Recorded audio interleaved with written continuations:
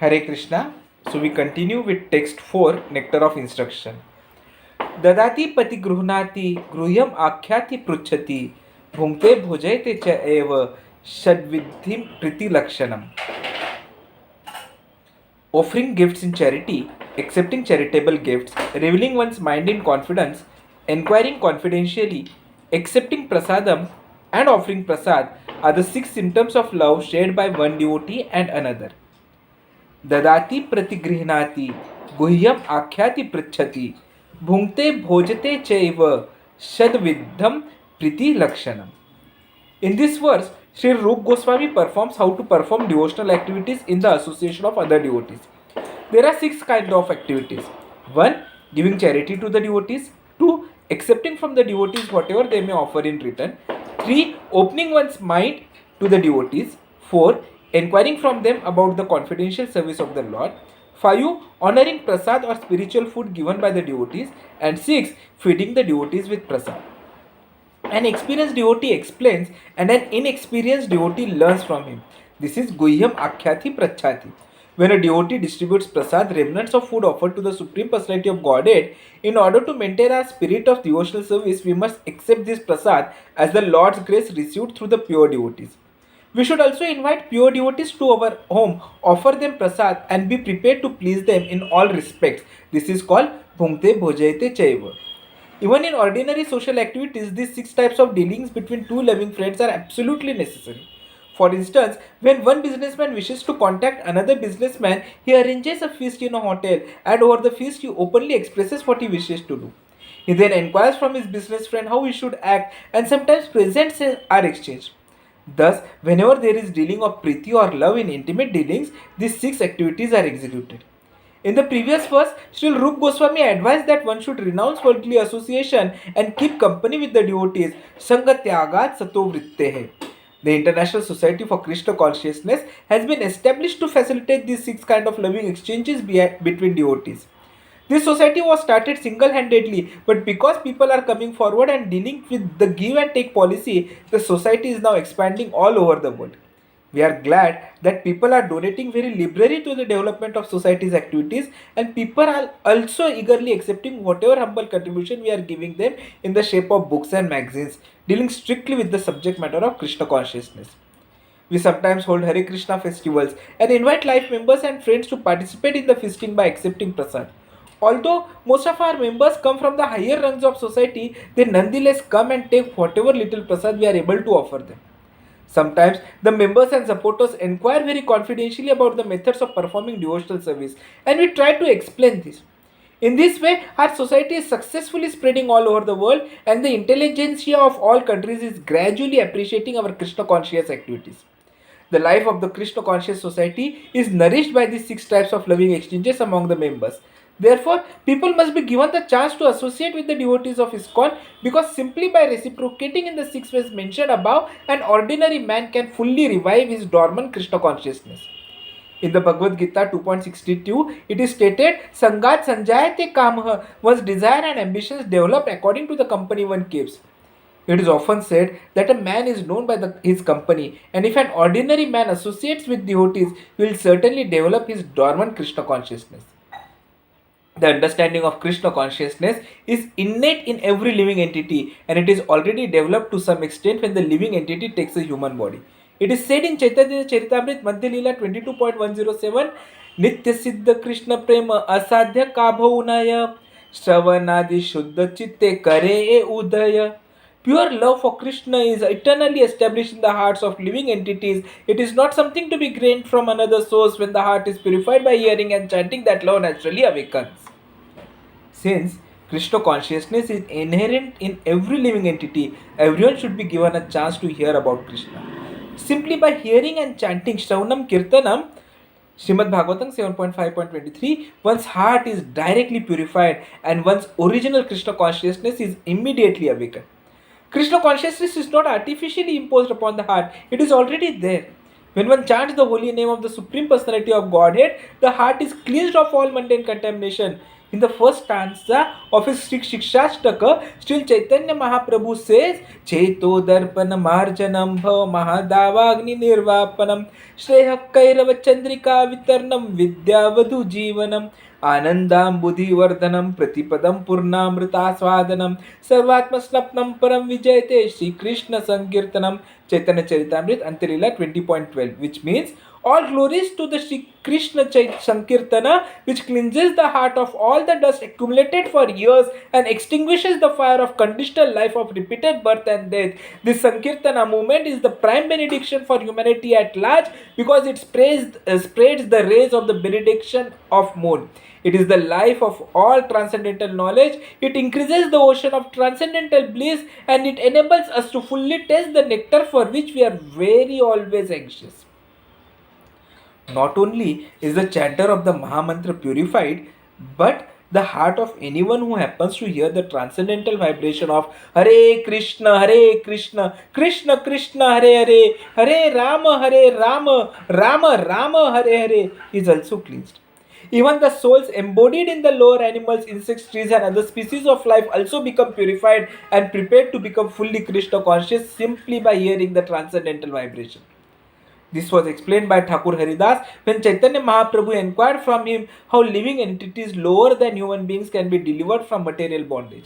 Haridas Thakur said that the chanting of the holy name is so powerful that even if one chants in the remotest parts of the jungle, the trees and animals will advance in Krishna consciousness simply by hearing the vibration.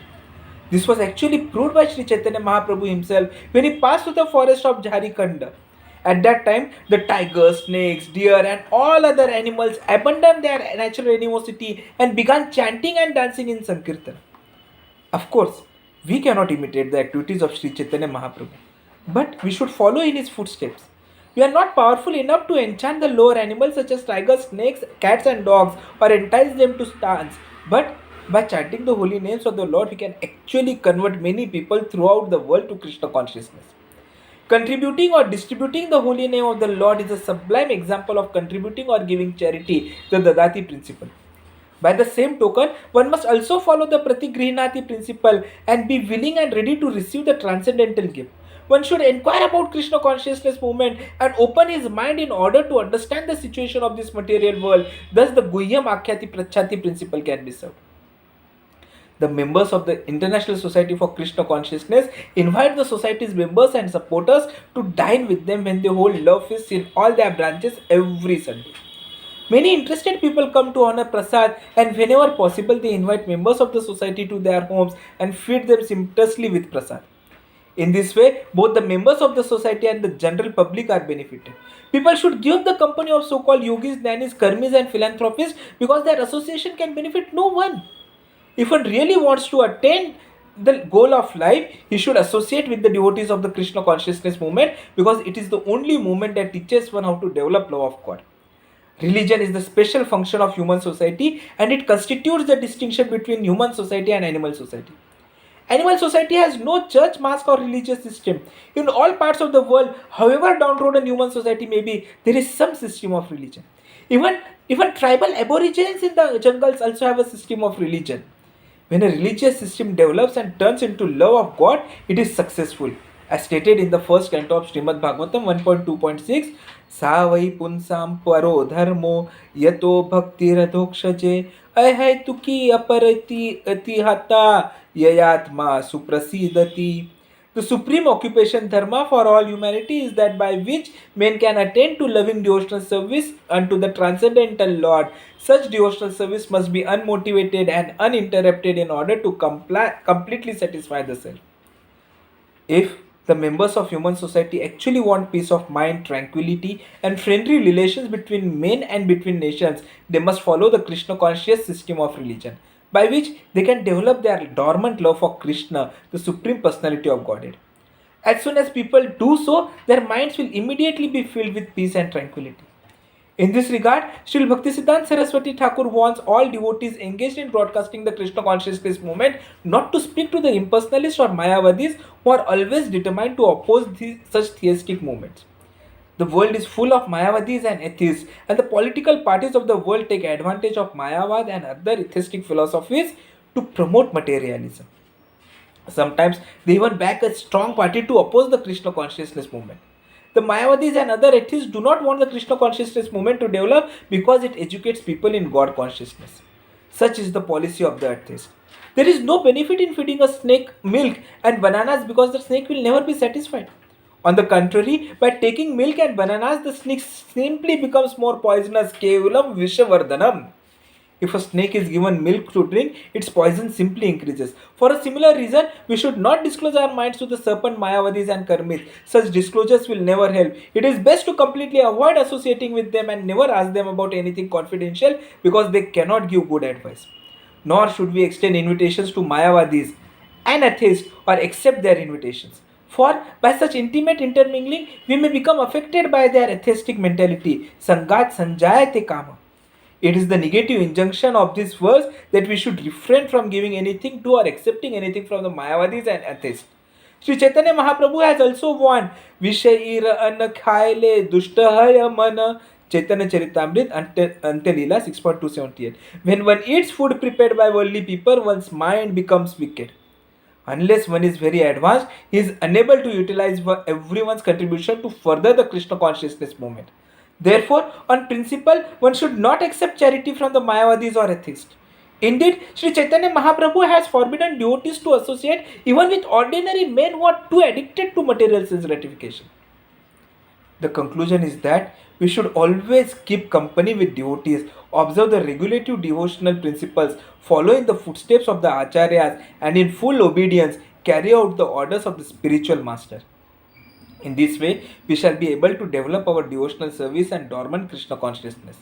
The devotee who is neither a neophyte nor a Mahabhagavat, a greatly advanced devotee, but is within the middle status of devotional service, is expected to love the Supreme Personality of Godhead, make friends with the devotees, show favor to the ignorant, and reject the jealous and demoniac. In this verse, there is a brief mention of the process of making loving transactions with the Supreme Personality of Godhead and making friends with the devotees. According to the Dadati principle, an advanced devotee is supposed to spend at least 50% of his income on the service of the Lord and his devotees. Srila Rupa Goswami has set such an example in his life. When he decided to retire, he distributed 50% of his life's earnings to Krishna's service and 25% to his relatives and kept 25% for personal emergencies. This example should be followed by all devotees. Whatever one's income, 50% should be spent on behalf of Krishna and his devotees, and this will fulfill the demands of Dadati. In the next verse, Srila Rupa Goswami informs us what kind of Vaishnava should be selected as a friend and how Vaishnavas should be served. So let us revise what text 4 says.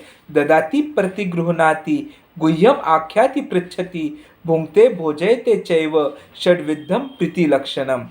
Offering gifts in charity, accepting charitable gifts, revealing one's mind in confidence, inquiring confidentially, accepting prasad and offering prasad are the 6 symptoms of love exchanged by one devotee and another. Dadati pratigrehnati, gruhyam akhyati pruchati, bhungte bhojayate chaiva, shadvidhyam priti lakshanam. Hare Krishna. We'll continue further tomorrow. Hari Bol.